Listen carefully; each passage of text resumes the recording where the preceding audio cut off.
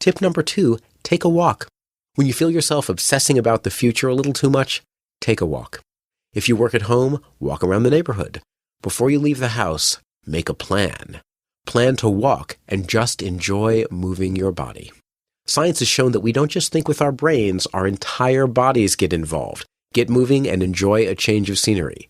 The point is to relax and enjoy the moment physically. Tip number 3, bring a notepad.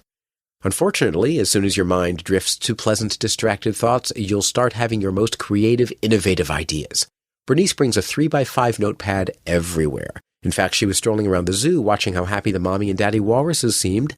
That's the moment she realized she and her boyfriend Melvin should tie the knot. We won't go into the details of why walruses reminded her of Melvin. While it's prudent to look over your notepad and reconsider the ideas once your walk is over, Bernice didn't bother. She just followed her bliss, and fortunately, he has agreed to follow her back. Tip number 4, leave your electronics home. Whether you're going on a cruise, a safari, or a simple walk, leave your electronics home. Leave your iPhone, your Android, your Tamagotchi, your iPad, your laptop, your cell phone, your Bluetooth, your radio, and your taser at home. They interrupt and distract. They're built to pull you away from the moment. Even when you're not using them, you're thinking, I'll bet someone just posted a picture of a bunny with pancakes on its head on Facebook. I can't wait to check in.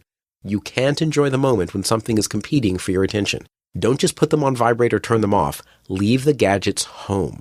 If you start to go into withdrawal, just grit your teeth, breathe into it, and the feelings will pass. Pretty soon, you'll be having a great time, and you might avoid the carpal tunnel that's been brewing in your fingers from texting on the Crackberry. I left my cell phone home when taking a friend to dinner. After a few moments of panic when I couldn't look up meaningless facts on Wikipedia, check in on the latest Justin Bieber gossip, and review my Facebook wall, my brain settled down. Without even the possibility of distraction, my psyche gave up. It realized there was no other choice but to be present with my friend. We had a great time.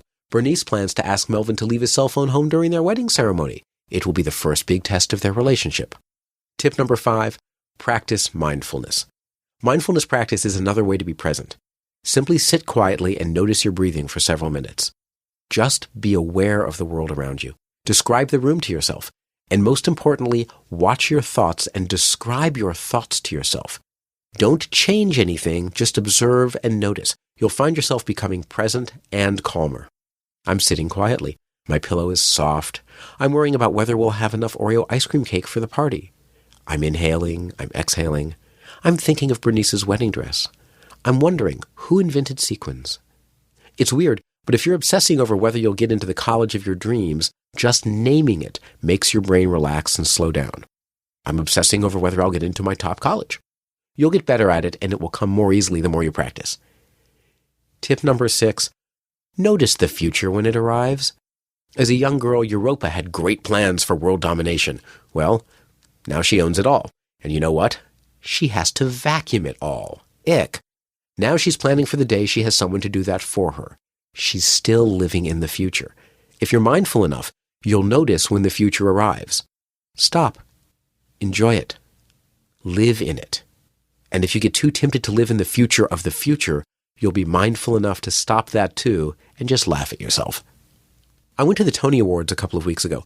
Walking there, I was pondering how to build my coaching business to the point where I could have an amazing, fabulous life. Then my friend said, we're going to the Tonys, live! Oh man, epiphany! I am living an amazing, fabulous life. I just hadn't noticed. You may not have noticed how amazing and fabulous your life is either. Be mindful. Relax. Take a holiday. Get your body moving. The reason you plan for the future is so that you might get there someday. Learn to enjoy the present, so when the future is present, you're present enough to enjoy the future. This is Steve Robbins. Email questions to getitdone@quickanddirtytips.com and connect with me on Twitter and Facebook. I help successful people focus, be present, and find ways to balance planning for future results and having an extraordinary life in the present. If you want to know more, visit steverrobbins.com. That's SteverRobbins.com. Work less, do more, and have a great life.